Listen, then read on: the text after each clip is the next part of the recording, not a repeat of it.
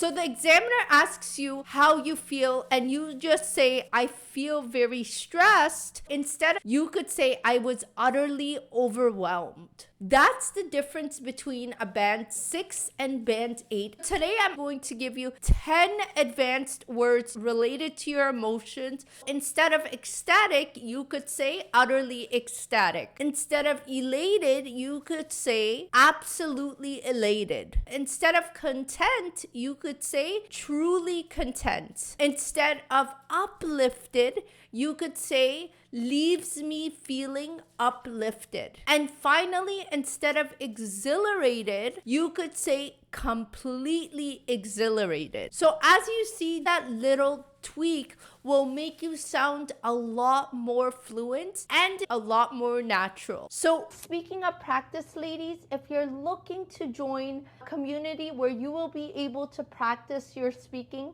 then you might find my IELTS Speaking Ladies Club really interesting. Check the description box down below. So let's jump into this word 6 to 10. Instead of saying overwhelmed, you could say emotionally overwhelmed. And instead of frustrated, you could say incredibly frustrating, feeling quite apprehensive, feel very vulnerable. So let's practice using these words in an IELTS Speaking Part 2 cue card question. Describe a time you received good news. What was it? Who gave it to you? And how did you feel about it? So I will give you 1 minute to try to use some of these vocabulary words that you just learned in this video.